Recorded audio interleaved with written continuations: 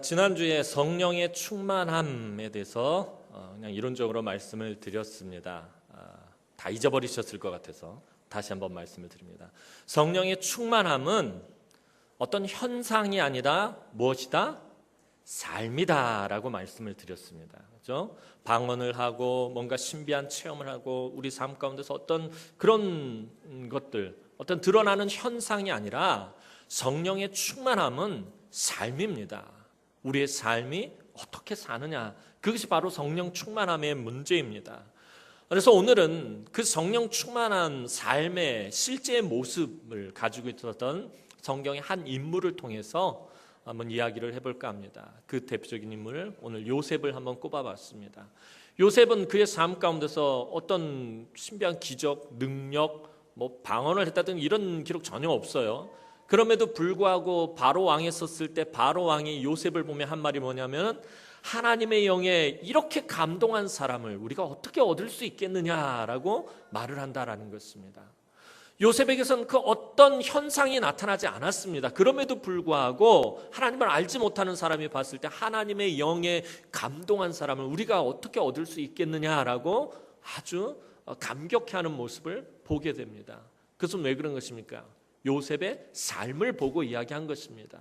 따라서 성령의 충만함은 삶으로 표현되어지고 삶으로 나타나는 것이고 우리의 삶에 적용되어야 한다라는 것입니다. 어떤 현상이 아니다라는 것입니다. 그런데 우리가 자꾸 그 현상에 얽매이다 보니까 우리가 자꾸 피상적인 그런 성령의 충만함을 논하고 그것을 보게 된다라는 것입니다. 삶의 실제적인 부분에 이 성령의 충만함이 나타나야 한다는 것입니다. 그래서 오늘은 요셉의 그 삶의 모습을 통해서 오늘 말씀을 나누고 은혜를 나눠볼까 합니다. 예전에 TV 어느 예능 프로에서 결혼한 부부에게 이렇게 물었습니다. 당신이 다시 처음으로 돌아갈 수만 있다면 지금의 배우자와 결혼하시겠습니까? 여러분들 스스로에게 한번 물어보시기 바랍니다. 그런데 재미있는 것이 대부분의 남자들은 지금 와이프와 다시 결혼하겠다라고 대답을 한 것에 반해 대부분의 여자들은 죽어도 지금 남편하고 결혼하지 않겠다라고 대답을 한 것이었습니다. 너무 상반되는 그런 대답이었습니다. 그래서 저도 우리 집사람에게 물었습니다. 만만한 게 우리 집사람이니까 물었어요. 여보, 다시 태어나도 나하고 결혼할 거야? 그랬더니 우리 집사람이 이렇게 대답을 했습니다. 여보, 제발 나 좀 놔줘.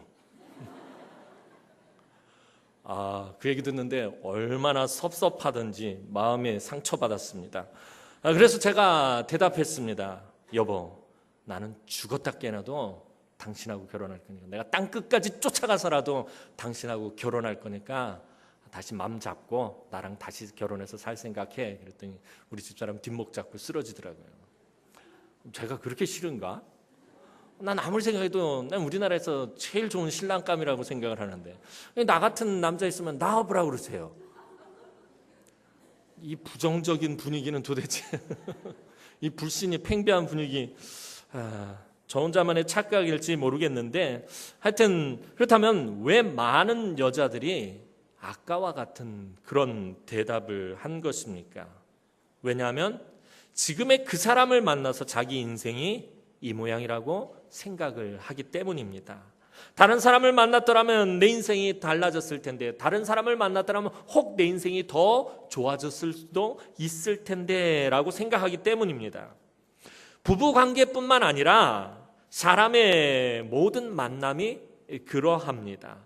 누구를 만나서 행복하게 되었고 또 누구를 만나서 불행하게 되었다라고 생각을 합니다. 여고 시절에 지지리도 못생기고 공부도 더럽게 못하던 동창이 신랑 잘 만나서 외제차 끌고서는 이 동창에 온 것을 보면 배가 아프다 못해 집에 가서 남편을 쥐잡듯이 잡게 됩니다. 그렇죠? 이렇게 억울할 수가 없어요. 여고 시절에 분명히 나보다 키도 조그맣고 난쟁이 똥자루만 하고 정말 얼굴도 왁구가 어쩜 그렇게 생겼나, 인생이 심히 걱정되고 공부도 디디리도 못하는 돌대가리인데 어떻게 신랑 잘 만나가지고서는 명품으로 도배를 하고 외제차 벤츠를 몰고 와가지고서는 온갖 허세를 다 떠는 그 모습을 보면은 인생이 너무 억울합니다. 괜히 집에 가서 남편을 괜히 엄한 남편을 쥐잡듯이 잡게 됩니다. 이 외에도 내가 이 일을 안 하고 다른 일을 했었더라면, 내가 이 공부 말고 다른 공부를 했었더라면, 내가 이 직장 말고 다른 직장을 다녔더라면, 내가 그때 뭔가 좀 다른 것을 했더라면, 내가 이 사업 말고 다른 사업을 했더라면 하면서 후회를 해본 경험이 누구에게나 한 번쯤은 있을 것입니다. 그런데 성경은 우리의 생각과는 전혀 다른 교훈을 가르쳐주고 있습니다.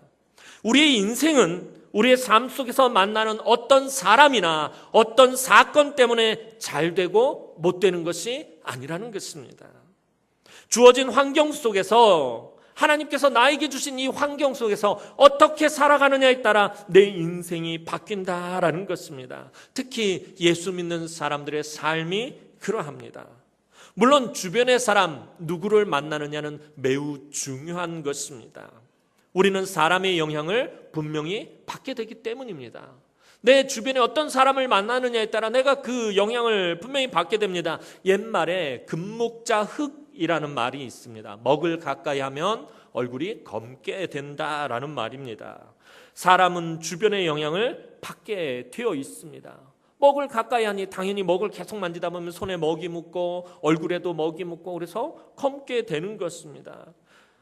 이 말을 부정할 수는 없지만 성경이 말하는 것은 그리스도인들은 바로 이런 환경도 뛰어넘을 수 있다라는 것입니다. 그리스도인들은 금목자 흙이라는 이 환경도 뛰어넘을 수 있어야 된다는 거예요. 물론 먹을 가까이 하면은 먹이 묻어서 손도 더러워지고 얼굴도 검어지겠지만 먹을 계속 가까이 함으로 인해서 붓글씨 그 실력이 늘어나게 되는 것입니다. 얼굴에 묻은 먹은 닦아내면 되는 것이고 손에 묻은 먹은 닦아내면 되는 것입니다. 그 사이에 나는 붓글씨라든가 아니면 동양화에 대한 실력이 늘어나는 것입니다. 그 환경, 그 상황, 그 형편을 그리스도인들은 뛰어넘을 수 있어야 된다라는 것입니다. 오늘 본문에서 억울하게 누명을 쓰고 감옥에 갇힌 요셉이 등장합니다. 그도 인생에 있어서 정말 만나고 싶지 않은 사람들만 다 골라서 만났던 사람이 요셉입니다. 자기를 질투하고 시기해서 그래서 노예 상인에게 팔아먹은 10명의 형들, 자기를 유혹해서 누명을 씌워 감옥에 갇히게 한 간악한 보디발의 아내, 자기가 분명히 무죄하다라는 사실을 알면서도 모른 척하고 감옥에 가둬버린 보디발, 정말 다시 보고 싶지 않은 사람들일 것입니다. 요셉의 그 환경 참 너무나도 열악하고 어떻게 이럴 수가 있을까 싶은 그런 비극적인 삶의 형편들이었습니다. 요셉은 오늘 본문에서 이제 다시 한번 자기의 삶을 바꿔놓을 어떤 사람들을 만납니다. 그런데 성경을 자세히 살펴보면 요셉의 인생이 바뀌는 것은 그가 만났던 사람들 때문이 아니라 그들을 대하는, 그가 만났던 사람들을 대하는 요셉의 모습과 요셉의 삶 때문에 그의 삶이 변하게 된다라는 것입니다. 그가 어떤 사람을 만나고 어떤 사건을 겪었느냐가 아니라 어떤 사람들을 만났을 때, 어떤 사건을 겪었을 때 그때 요셉의 삶이 어떠했는가, 그의 삶의 모습이 어떠했느냐라는 그 문제 때문이었다라는 것입니다. 요셉이 감옥에 들어온 지 이제 꽤 오랜 시간이 지났습니다. 오늘 본문 사건이 있고 2년 뒤에 바로왕 앞에 이 요셉이 서게 됩니다. 바로왕 앞에 설 때 요셉의 나이가 30입니다. 30이고요. 그가 노예로 팔려왔을 때가 17살이었습니다. 그러니까 지금 오늘 이 사건을 겪을 때쯤에 요셉의 나이는 한 28살쯤 된 것입니다. 그러면 지금 감옥에 들어온 지 상당히 오랜 시간이 지난 때였습니다. 그가 감옥에 갇혀 있는 동안에 밖에서는 요셉이 전혀 알지 못하는 어떤 사건이 하나 벌어졌습니다. 그것이 1절에 기록되어 있습니다. 그 후에 애구방에 술 맡은 자와 떡 굽는 자가 그들의 주인 애구방에게 범죄한지라. 자, 애구방에 술 맡은 자와 떡 굽는 자라고 해서 그저 애구방의 셰프, 요리사 혹은 바텐더 정도로 알고 있으면 안 됩니다. 이들은 상당히 고위직에 있었던 권력자들이었습니다. 당시에 이 왕들이 많이 독사를 당했기 때문에 그것을 막아주는 사람들이 필요했습니다. 왕이 먹기 전에 먼저 먹어보고 음식에 독이 들었는지 안 들었는지 그것을 살피는 사람이 이 떡 굽는 자와 술 맡은 자였습니다. 그러니 이 음식에 독이 있는지 없는지를 살피는 사람들이니까 왕이 가장 신뢰하는, 왕이 가장 믿을 수 있는 최측근을 세우는 자리가 바로 이 술 맡은 자 혹은 이 떡 굽는 자의 자리인 것입니다. 그러니까 매우 중요한 권력의 실세에, 그러니까 애굽왕 바로 곁에서 그를 지키는 아주 실세 중에 실세인 사람들이 술 맡은 자와 떡 굽는 자입니다. 그래서 그들을 떡 굽는 관원장, 또 술 맡은 관원장이라고 말하고 있는 것입니다. 하지만 그들이 오늘 감옥에 갇히게 되었습니다. 그들이 어떤 죄를 지었는지 알 수 없지만 아마도 이들의 직분상 애굽왕을 독살하려는 어떤 정치적인 음모가 있었던 것 같습니다. 사건을 아직 수사 중이어서 이들을 옥에 가두게 되었는데 그곳이 친위대장이 집에 있는 감옥이었습니다. 3절 말씀 보면 그들을 친위대장이 집 안에 있는 옥에 가두니 곧 요셉이 갇힌 곳이라 라고 기록하고 있습니다. 친위대장의 감옥은 그냥 일반적인 그런 구치소가 아니라 반역죄를 지은 자, 정치범들, 또 가장 흉악한 죄를 지은 죄인이 갇히는 애굽에서 가장 무서운 감옥이었습니다. 이곳에서는 온갖 고문과 형벌이 가해지는 곳이었습니다. 그런데 그곳에 이미 요셉이 오래전에 갇혀 있었습니다. 요셉과 아무런 관련이 없는 것 같은 이 사람들이 요셉이 있는 곳에 갇히게 된 것은 요셉을 애굽의 왕에게로 이끄시는 하나님의 보이지 않는 복선이었습니다. 이제 그동안 요셉의 삶 가운데 개입하시지 않는 것 같았던 그 하나님이 눈에 보이지 않게 어떤 복선을 지금 깔고 계시는 것입니다. 하나님께서 지금 은혜의 포석을 두고 계시는 것입니다. 제가 바둑을 그렇게 잘 두지는 못하지만 예전에는 이따금씩 서울 가면 이제 저희 아버지하고 바둑을 둡니다. 저희 아버지는 저보다 바둑을 아주 잘 두십니다. 그래서 제가 한 15점 깔고 둬도 이기질 못하는 거예요. 그날도 한 15장 깔고서는 막 바둑을 두고 있는데 한쪽 구탱에서 열심히 땅 싸움을 하고 있는데 갑자기 아버지가 바둑 돌을 하나를 저쪽 딴 데다가 딱 두시는 거예요. 아버지 그거 악수이십니다. 지금 여기서 한 수가 급한데 왜 거기다 두십니까? 그런데 아버지가 씩 웃는 거예요. 그러더니 거기서 계속 막 땅 싸움을 하면서 막 가고 있는데 가다가 아까 아버지가 뒀던 그 돌에 제가 턱 잡혀가지고 대마가 확 잡혀서 싸그리 몽땅 그쪽이 죽어버리고 말았습니다. 그래서 아버지가 씩 웃으면서 내가 이러려고 아까 뒀지 그러시더라고요. 그게 뭐예요? 포석이라는 거예요. 오늘 우리의 삶 가운데서 마찬가지예요. 요셉의 삶 가운데서 마찬가지. 지금 요셉의 삶에 이 술 맡은 자, 떡 굽는 자가 들어온 것이 아무런 의미가 없어요. 도대체 그렇다고 그의 삶이 변화된 조짐도 보이지 않는 것입니다. 우리의 삶도 마찬가지입니다. 때로는 하나님께서 내 삶과 전혀 관련이 없는 아무런 관계가 없는 이상한 일을 행하실 때가 있더라는 것입니다. 나는 지금 병에 걸려서 병이 낫기를 원하는데, 난 지금 물질 때문에 어려움을 겪어서 물질이 좀 부유해지기를 원하는데, 내 자녀의 문제가 해결되어지기를 원하는데 하나님은 엉뚱한 이상한 일을 행하실 때가 있다라는 것입니다. 그게 은혜의 포석이라는 것입니다. 그때는 하나님 도대체 왜 이러십니까? 그러지만 한참 가다 보면 바로 그 일 때문에 내가 회복되어지고 내가 살아나고 내 자녀의 앞길이 열리게 되는 그런 것들을 우리가 발견하게 됩니다. 오늘도 하나님께서 요셉의 삶 가운데 드디어 은혜의 포석을 두시기 시작하셨습니다.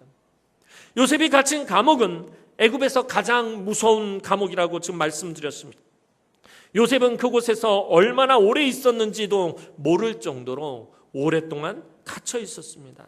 그런데 요셉은 자신의 인생이 완전히 끝났다고 절망하고 좌절하고 분노하고 증오로 완전히 독이 올라 있었던 것이 아니었습니다.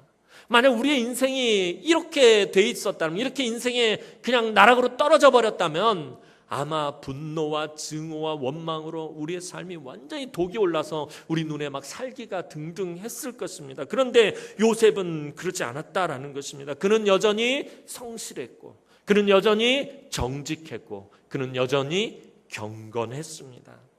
앞선 장인 39장 말미를 보면 하나님께서 간수장에게 은혜를 베푸셔서 간수장이 옥중 죄수를 다 요셉의 손에 맡기고 모든 사물을 요셉이 처리하도록 하였습니다.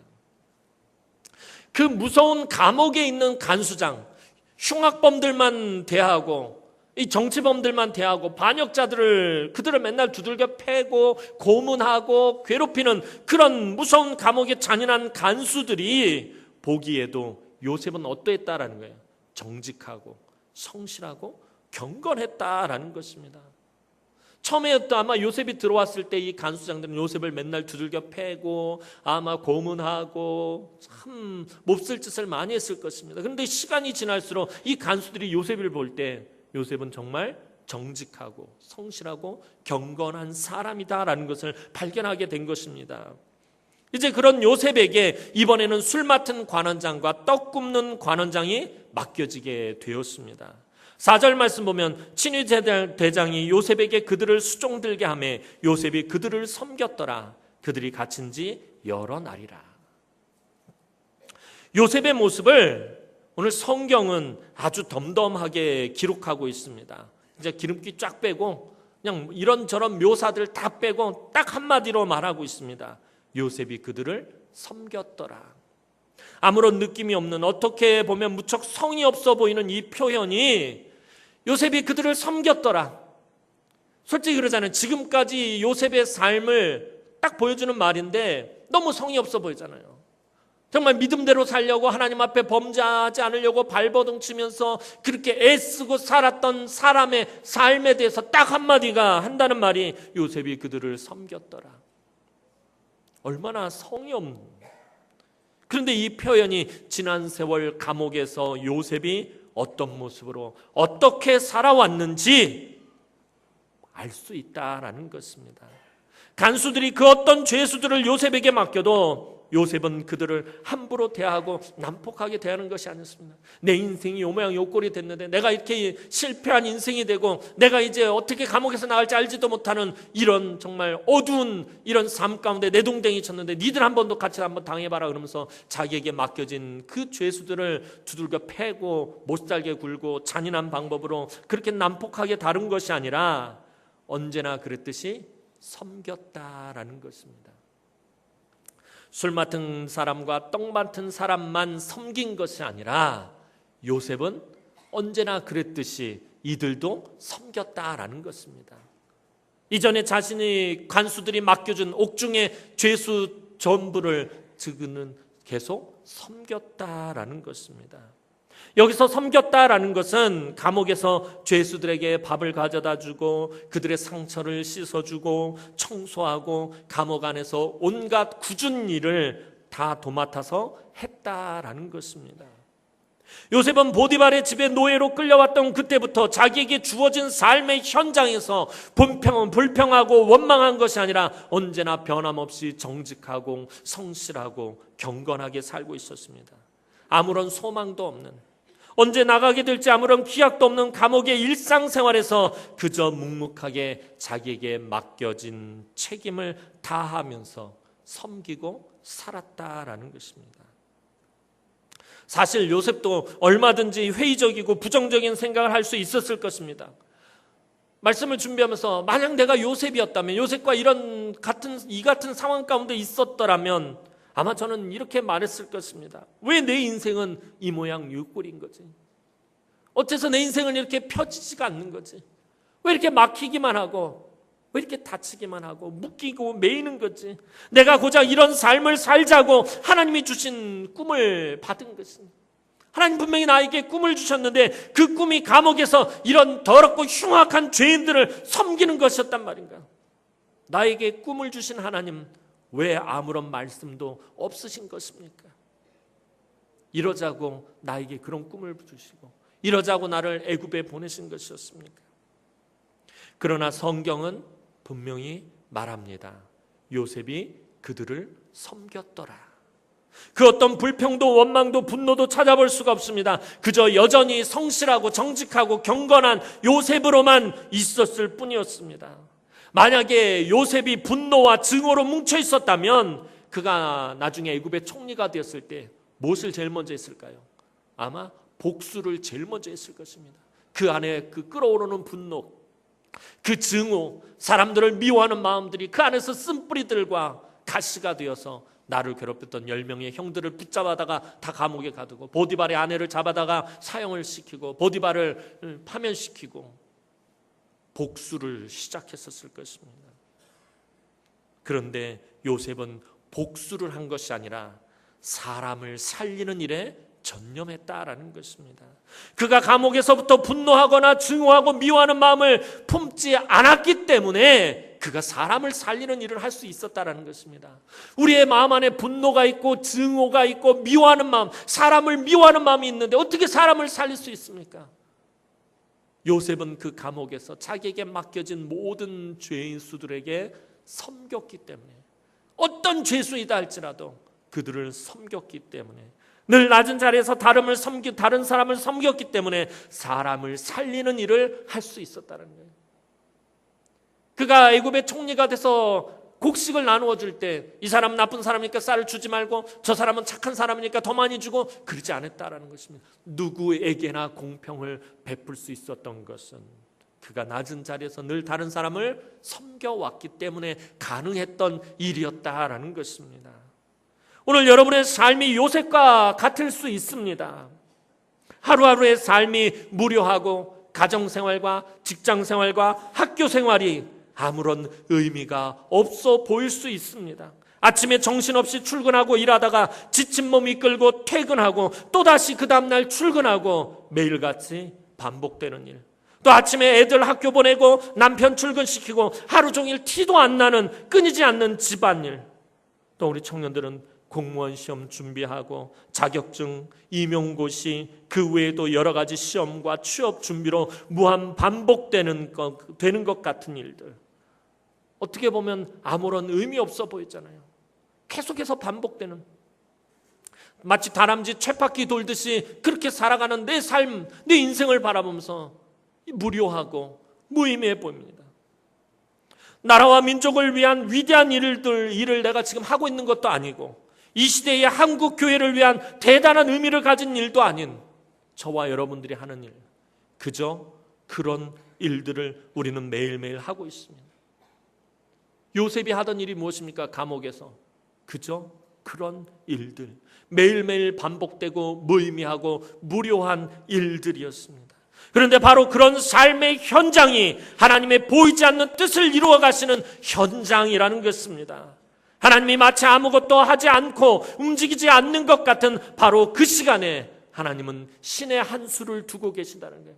은혜의 보석을 두고 계시다라는 것입니다. 날마다 반복되는, 그래서 너무나도 무의미해 보이는 그 삶의 현장이 하나님의 놀라운 뜻을 이루어 가시는 너무나도 멋진 역사의 현장이라는 사실을 우리는 잊지 말아야 합니다. 다른 사람이 볼 때 실패한 인생이었고 아무런 의미도 없어 보이는 요셉의 삶의 현장에 드디어 하나님께서 움직이시기 시작하고 드디어 하나님께서 적절한 사건을 주셨습니다. 5절 6절 말씀입니다. 옥에 갇힌 애굽 왕의 술 맡은 자와 떡 굽는 자 두 사람이 하룻밤에 꿈을 꾸니 각기 그 내용이 다르더라. 아침에 요셉이 들어가 보니 그들에게 근심의 빛이 있는지라. 술 맡은 관원장과 떡 굽는 관원장이 하룻밤 사이에 꿈을 꾸었는데, 둘이 똑같이 하룻밤에 꿈을 꾸었는데 각기 내용이 다른 꿈을 꾸었습니다. 이것은 하나님께서 그들에게 주신 꿈이었습니다. 당시의 사람들은 신이 자기의 뜻을 보여주는 것이 꿈이라고 생각했습니다. 그래서 이 두 관원장은 이 꿈이 도대체 어떤 꿈인지 너무나도 궁금했습니다. 분명히 자신들의 삶의 결과를 보여주는 것인데, 자신들의 인생의 중요한 것을 나타내는 것 같은데 도무지 알 수가 없어서 근심하게 되었습니다. 이제 매일 그들을 수종들던 요셉이 그날도 그들에게 가보니까 그들의 얼굴에 근심이 가득한 것이었습니다. 그래서 요셉이 물었습니다. 7절 말씀 보면 요셉이 그 주인의 집에 자기와 함께 갇힌 바로의 신하들에게 묻되 어찌하여 오늘 당신들의 얼굴에 근심의 빛이 있나이까? 여기서 요셉의 또 다른 모습을 발견할 수 있습니다. 정직하고 성실하고 경건한 그 요셉의 모습에 또 다른 요셉의 모습이 보여집니다. 그것은 요셉의 친절함입니다. 세상에 요셉처럼 친절한 사람 없습니다. 아까 말씀드렸던 것처럼 그가 그 안에 있는 사람들을 섬겼더라. 얼마나 그의 친절함이 묻어져 나오는 말인지 모릅니다. 자기도 어려운 환경이고 근심과 걱정이 넘쳐날 상황인데 남의 어려움을 살펴보고 있다라는 것입니다. 내가 지금 어렵고 힘든 상황 가운데 있으면 다른 사람들의 삶의 문제를 살펴볼 여력이 없습니다. 그런데 요셉은 다른 사람의 어려움을 살펴보고 있다라는 것입니다. 바로의 신하들의 얼굴에 그 안색에 근심이 가득한 것을 유심히 살펴보았다라는 것입니다. 요셉은 그만큼 친절한 사람이었습니다. 혹은 누가 요셉을 보고 오지랖이 떤다고 그렇게 말할 수도 있지만 아무리 말씀을 살펴봐도 이건 요셉의 오지랖이 아닙니다. 그의 친절함입니다. 그의 성품입니다. 자기도 어려운 환경이고 근심과 걱정이 넘쳐나는데 다른 사람을 살펴보고 있다는 것입니다. 사실 요셉이 지금 남을 염려해 줄 처지가 못 됩니다. 내일 당장 감옥을 나가게 되는 사람이 아닙니다. 내일 당장 그가 감옥에서 출소하게 된다면 이제 내가 내일 감옥에서 나가니까 내 삶이 이제 새롭게 되는구나. 그의 마음이 그렇다면 다른 사람들의 얼굴에 근심 있는 게 보일 수도 있을지 모르겠어요. 그러나 언제 감옥을 나가게 될지 모릅니다. 요셉이 지금 이 사람들의 안색을 살피고 당신들에게 무슨 걱정이 있습니까? 하고 묻는 것이 어떤 면에서 보면 너무나도 웃기고 주제넘는 일입니다. 왜냐하면 이들은 요셉보다 훨씬 나은 처지에 있는 사람들입니다. 요셉이 식사를 날라다 주고 그들의 발 씻을 물을 가져다 주고 그들의 수종을 들고 그들은 감옥에서조차 대접을 받는 사람들이었습니다. 애굽의 친위 대장이면은 애굽의 이 사람도 역시 보디발도 실세 중에 실세입니다. 그런데 그 친위 대장조차도 이 떡 굽는 사람, 술 맡은 사람에게 수종 드는 사람을 붙여줘서 감옥 안에서 수종을 들게 할 만큼 이 사람들은 대단한 사람들이었다라는 것입니다. 그런데 요셉은 다른 사람들보다 훨씬 더 열악한 상황 속에 있으면서도 다른 사람의 형편을 살펴볼 줄 아는 참으로 친절하고 그 마음이 넉넉한 사람이었다라는 것입니다. 아마 이런 똑같은 상황에 저와 여러분들이 있다면은 내가 지금 나도 억울하고 힘들어 죽겠는데 다른 사람 수종 드는 것도 내가 지금 분한데 저 사람들이 무슨 걱정이 있던 근심이 있던 염려가 있던 그게 나와 무슨 상관이냐고 아마 그렇게 생각할 수도 있습니다. 그런데 요셉은 그들의 안색을 유심히 살폈다라는 것입니다. 무슨 말입니까? 그냥 이들을 아무렇게나 섬긴 것이 아니라 지극정성으로 그들을 섬겼다는 거예요. 그들이 근심의 빛을 띠고 있다는 것을 알 수 있을 만큼 그들에게 친절했고 그들에게 넉넉했다라는 것입니다. 우리는 보통 나의 환경이 다른 사람보다 좋을 때 친절을 베풀고 여유를 베풉니다. 그죠? 내가 다른 사람들보다 많이 가져야지 베풀고 내가 다른 사람들보다 환경이 좋아야지 내가 여유를 베풉니다. 세상 사람들도 남보다 많이 소유해야 베풀고 나보다 못한 상대래야 도와줍니다. 이것이 세상에서는 정상입니다. 그러나 우리 그리스도인들은 다릅니다. 남보다 나아서 여유를 갖는 것이 아닙니다. 남보다 많이 가졌기 때문에 베푸는 것이 아닙니다. 오히려 내가 어려움을 겪고 가진 것이 없고 고난 속에서 절망의 상황이기 때문에 환난을 당한 사람을 이해할 수 있는 것입니다. 예전에 인터넷에서 본 이야기입니다. 애완동물을 파는 어떤 가게에 한 소년이 들어와서 한 꼬마가 들어와서 창가에 있는 강아지들 중에 한 강아지를 지목하고 주인에게 이렇게 부탁을 했답니다. 아저씨, 저 강아지는 제가 꼭 살게요. 절대로 파시면 안 됩니다. 제가 한 달 동안 용돈을 잘 모아서 꼭 그 강아지를 살게요. 제발 다른 사람에게 절대로 저 강아지를 팔지 마세요 하면서 간절히 부탁을 하는 것이었습니다. 근데 그 가게 주인은 그 소년에게 이렇게 대답합니다. 걱정하지 마라. 저 강아지는 사고로 한쪽 다리를 절단해서 아무도 그 강아지를 거들떠보지도 않고 안 사간단다 하고 대답을 했습니다. 근데 이 아이는 매일같이 그 가게에 들러서 그 강아지를 확인하고 그 강아지를 팔지 말 것을 그 가게 주인에게 부탁을 하고서는 돌아갔습니다. 그렇게 꼬박 한 달을 부탁하더니 마침내 용돈을 모아서 결국 그 강아지를 사가는 것이었습니다. 가게 주인은 이해가 되지 않아서 그 꼬마에게 이렇게 물었습니다. 꼬마야, 하고 많은 강아지 중에 왜 하필 그 병신 강아지를 사가는 개냐? 그러자 소녀는 주인을 한번 힐끔 째려보고서는 그 강아지를 품에 조심스럽게 소중하게 품고서는 나가는 것이었습니다. 그런데 그 가게 주인이 그 꼬마를 자세히 보니까 그 한쪽 다리가 의족이었더라는 것입니다. 자신도 다리가 한쪽이 절단이 되어서 의족을 하고 있어서 그 애완동물 가게를 지나가다가 그 창가에 있는 다리 하나가 없는 강아지를 보고서 그 마음이 통한 것이에요. 그 꼬마는 누구보다 그 강아지의 아픔을 잘 알고 있었던 것입니다. 자기가 아픔이 있기 때문에 다른 사람, 다른 짐승의 아픔을 볼 수 있었던 것입니다. 여러분이 지금 힘들고 어려운 고난의 시간을 지나가고 있습니까? 혹시 인생의 가장 괴로운 구간을 지나가고 있다면 여러분과 비슷한 형편과 상황이 있는 사람들을 살펴보시기 바랍니다. 여러분의 힘들고 어렵고 괴로운 고난이 다른 사람의 고난을 돕는 도구가 될 수 있기 때문입니다. 하나님은 여러분을 그렇게 고난을 돕는 도구로 사용하신다라는 것입니다. 사도 바울은 고린도후서 1장 6절에서 말합니다. 우리가 환난을 당하는 것도 너희가 위로와 구원을 받게 하려는 것이요, 우리가 위로를 받는 것도 너희가 위로를 받게 하려는 것이니 이 위로가 너희 속에 역사하여 우리가 받는 것 같은 고난을 너희도 견디게 하느니라. 이것이 믿는 사람들에게 있어서의 고난의 의미다라는 것입니다. 하나님께서 우리에게 힘들고 어려운 고난을 주시면서 나와 동일한 고난을 겪는 사람을 돌아보고 친절을 베풀고 위로하며 도와주기를 원하신다라는 것입니다. 그런데 우리가 고난을 당할 때는 우리의 시야가 좁아져서 나만 고난을 당한다라고 생각합니다. 나만 불쌍하다라고 생각합니다. 나만 힘들고 어려운 삶을 살아간다고, 내가 이 세상에서 제일 불쌍하다고 그렇게 생각합니다. 그러나 자세히 돌아보면 우리의 믿음의 눈을 조금만 더 넓혀서, 우리의 시야를 조금만 더 넓혀서 우리 주변 사람들, 우리 주변의 교우들을 자세히 살펴보면 모두가 나만큼 힘들고 나처럼 아프고 나와 같이 상처받은 영혼들이다라는 것입니다. 그래서 요셉과 같은 삶의 모습이 우리에게 있어야 하는 것입니다.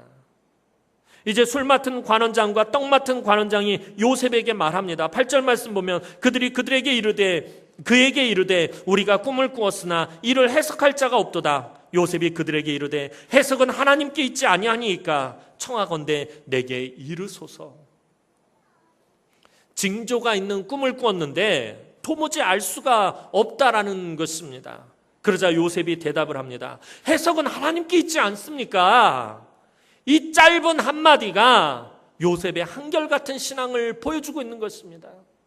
자신이 친절을 베풀고 잘 섬겼던 그 사람들에게 근심의 빛을 있는 것을 보고서는 그 사람들에게 물었더니 그 사람들이 대답을 합니다. 이때에 바로 즉각적으로 요셉이 한 말이 무엇입니까? 하나님을 이야기하고 있습니다.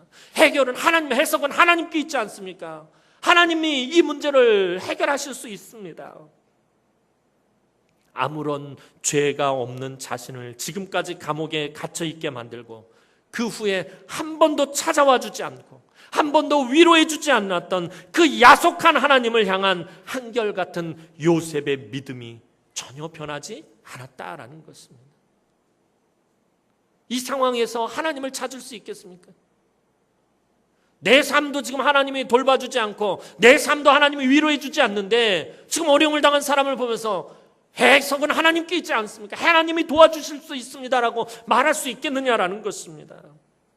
요셉의 믿음은 그 어떤 환경에서도 절대로 악한 영향을 받지 않는, 변하지 않는 믿음이었다라는 것입니다. 환경을 뛰어넘는 믿음이 요셉의 믿음이었습니다. 맨 앞에서 말씀드린 것처럼 절대로 환경의 지배를 받지 않는 믿음의 사람이 요셉이었습니다.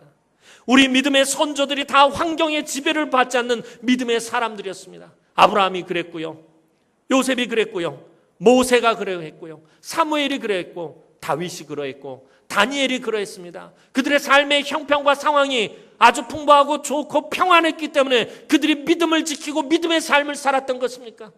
그들의 삶의 형편과 처지도 열악하고 아주 좋지 않은 상황이었다라는 것입니다. 그런데 그 형편과 그 좋지 않은 환경을 뛰어넘었다라는 것입니다.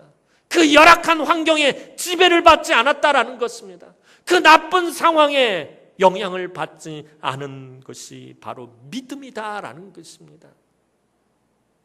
지금 요셉은 하나님을 이야기하고 있고 애굽의 실세인 두 관원장은 요셉의 말에 귀를 기울이고 있습니다. 뭔가 좀 이상한 그림입니다.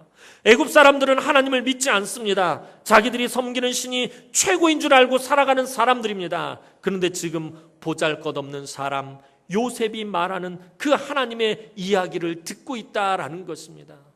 애굽의 최고의 권력자들이 감옥에서 수종드는 아주 보잘것없는 한 사람의, 한 청년의 소리에 귀를 기울이고 있다라는 것입니다. 왜 그런 것입니까? 왜 이 애굽의 실세들이, 이 애굽의 그 권력자들이 이 보잘것없는 요셉의 말에 귀를 기울이고 있는 것입니까? 그것은 요셉의 믿음의 삶이, 그의 삶의 모습이 그들의 들을 귀를 열어놓은 것입니다. 매일같이 자기를 정성껏 섬기는 요셉의 삶의 모습에, 매일같이 자기에게 친절을 베푸는 그 요셉의 삶의 모습에 그들이 감동을 받은 것입니다. 감옥에 들어오기 전에 그들에게 잘 보이려고 아첨하는 사람들 수없이 많았을 것입니다. 이들을 통해서 뭔가 좀 출세를 해보려고 와가지고 온갖 아첨을 하고 온갖 일들을 잘하고 좋은 것들을 대접하는 사람들 많았을 것입니다. 늘 자기를 섬기는 종들이 넘쳐나고 있었습니다. 그런데 요셉은 그들과 분명히 달랐다라는 것입니다. 요셉은 정직했고, 요셉은 성실했고, 요셉은 진실했고, 요셉은 경건했고, 요셉은 친절했고, 요셉은 넉넉했습니다. 요셉의 삶이 요셉의 말에 귀를 기울이게 만들었다라는 것입니다. 오늘 왜 한국교회의 복음의 문이 닫히고 선교의 문이 점점 닫히는 것입니까? 오늘 우리의 삶이 이 세상에 들을 귀를 열지 못하기 때문에 그렇다라는 것입니다. 오늘 우리의 삶이 요셉과 같은 삶을 살고 있다면 이 세상의 모든 사람들이 우리의 말에 귀를 기울일 것입니다. 그런데 오늘 우리의 삶이 요셉과 같은 삶을 살지 못하기 때문에, 다시 말해서 오늘 저와 여러분들이 성령의 충만함을 받지 못하기 때문에 복음의 문이 점점 닫히고 교회가 점점 위축되어 가고 있다는 거예요. 성령의 충만함은 삶의 문제입니다. 현상이 아닙니다. 우리 삶의 실제들이 변화되어야 한다는 것입니다.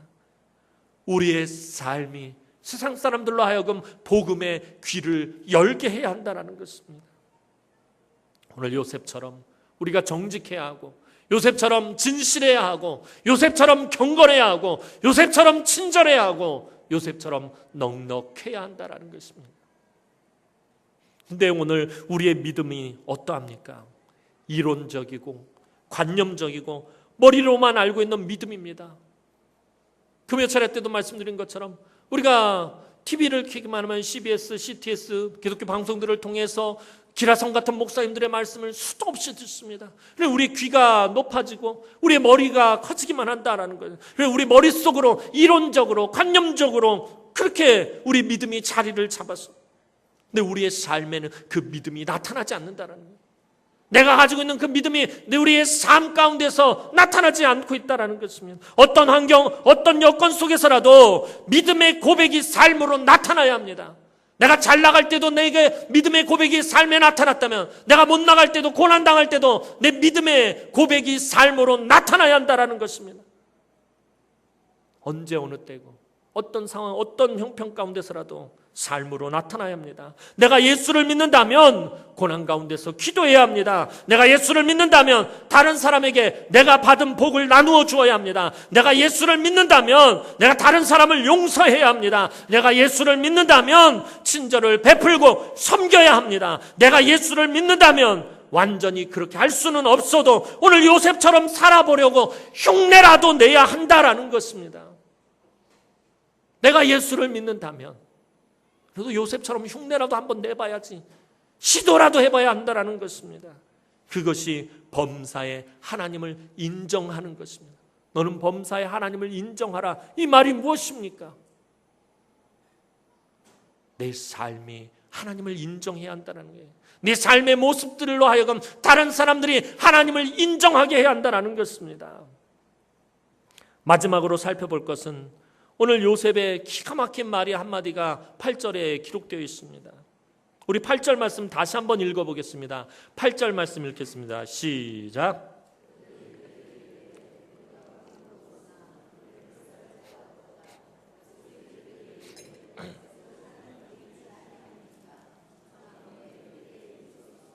아멘.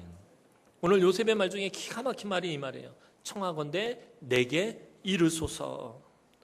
오늘 말에는 이게 이 떡 맡은 사람과 술 맡은 사람이 높은 지위에 있으니까 이 요셉이 이들에게 아주 부탁하면서 겸허하게 이렇게 말하는 것 같이 보이지만 이 히브리 성경 원전을 보면 이 말은 명령형으로 돼 있다는 거예요.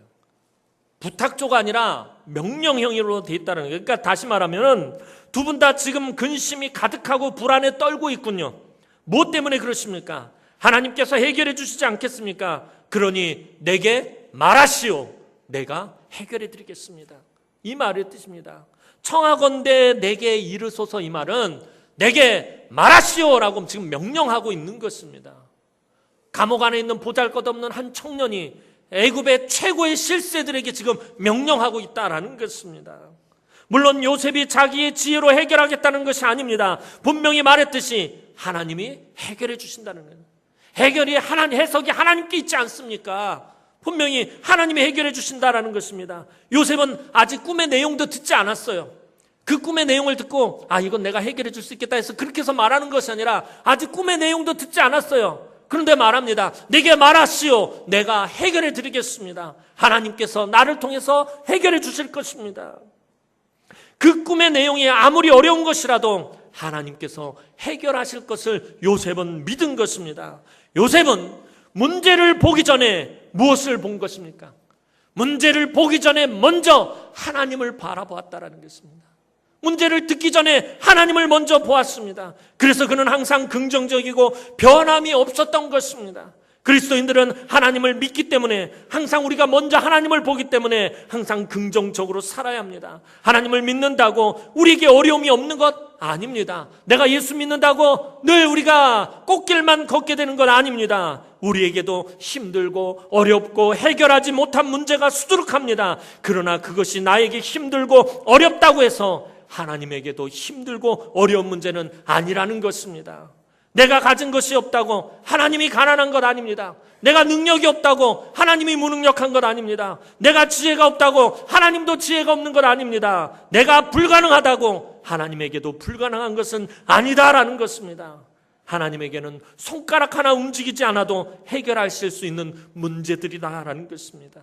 그래서 우리도 요셉처럼 문제를 보기 전에 그 문제를 해결하실 수 있는 하나님을 먼저 바라보고 그 하나님을 먼저 붙들어야 하는 것입니다. 사랑하는 성도 여러분, 내가 지금 살고 있는 삶의 형편과 문제가 어떤 것인지 중요하지 않습니다. 내가 얼마나 열악한 형편 가운데 있는지, 내가 얼마나 가난하고 내가 지금 얼마나 힘겨운 삶을 살고 있는지, 내가 지금 얼마나 고단하고 곤고한 삶을 살고 있는지 그것은 중요하지 않습니다. 내가 어떤 믿음으로 사느냐가 중요하다는 것입니다. 우리가 요셉과 같은 믿음으로 산다면 환경이 중요하지 않습니다. 그러므로 여러분들 환경이 바뀌기를 위해서 기도하지 마시기 바랍니다. 하나님, 나에게 건강이 없는 이 환경이 바뀌게 해주십시오. 물질 때문에 어려움을 겪고 있는 이 환경이 바뀌게 해주십시오. 자녀 때문에 어려움을 겪고 있는 이 환경이 바뀌게 해주십시오. 사업 때문에 문제가 있는 이 환경이 바뀌게 해주십시오. 이 환경이 바뀌기를 위해서 기도하지 마시기 바랍니다. 문제가 쉬워지기를 바라지도 마시기 바랍니다. 이 어려운 문제가 하나님, 내가 해결할 수 있는 쉬운 문제로 좀 바뀌게 해주십시오. 이것이 바뀌기를 바라지 마시기 바랍니다. 우리가 하나님 앞에 간구해야 할 것은 도리어 나의 모습이 바뀌기를 위해서 기도해야 한다는 것입니다. 하나님, 내 모습이 바뀌기 원합니다. 하나님, 내가 오늘 요셉과 같이 그런 믿음으로 내 삶이 바뀌기를 원합니다. 내가 환경에 지배받지 않는 믿음의 사람이 되기를 원합니다. 하나님, 내가 환경에 영향을 받지 않는 사람이 되길 원합니다. 내가 변하기를 원합니다. 하나님, 나를 변화시켜 주십시오. 나의 모습이 변하기를 위해서 하나님 앞에 기도하시기 바랍니다. 나의 삶이 변하고, 나의 자세가 변하고, 나의 사고방식이 변하고, 나의 믿음이 새롭게 변화되는 것을 위해서 하나님 앞에 매달려 기도하시기 바랍니다. 우리가 요셉의 믿음으로 새롭게 변화될 때 우리의 무의미해 보이는 삶의 환경과 형편과 여건 속에서도 일하시는 하나님을 만나게 될 것입니다. 여러분들이 아무리 무료하고 아무리 의미가 없어 보이는 그런 삶이라 할지라도 하나님께서는 그 삶의 현장에서 분명히 일하고 계시는 것을 여러분들이 보게 될 것입니다. 그 하나님의 놀라운 신의 한 수를 여러분들 보게 될 것입니다. 하나님의 놀라운 은혜의 보석을 만나게 될 것입니다. 오늘도 요셉의 믿음으로 삶의 모든 고난을 이겨내고 마침내 회복되고 다른 사람들까지 살려내고 다른 사람들까지 복을 받게 하는 우리 사랑하는 남웅의 귀한 성도들이 되기를 주님의 이름으로 축원합니다. 기도드리겠습니다. 사랑과 은혜가 많으신 아버지 하나님, 은혜와 사랑을 진심으로 감사를 드립니다. 오늘도 사랑하는 주의 귀한 우리 남웅의 권속들이 하나님 환경에 지배받지 않게 하여 주옵소서. 삶의 열악한 형편과 상황 가운데서 무너지지 않게 하여 주옵소서. 도리어 그것을 뛰어넘어서 오늘 요셉과 같이 하나님 그 어떤 형편과 상황 속에서도 일하시는 그 하나님을 만나며 아버지 하나님 그 요셉의 믿음으로 마침내 승리하고 회복하는, 그래서 다른 사람들까지 살려내고 다른 사람들까지 복을 받게 하는 우리 남웅의 권속들이 될 수 있도록 하나님 축복하여 주시옵소서. 감사를 드렸고 예수님의 이름으로 기도하옵나이다. 아멘.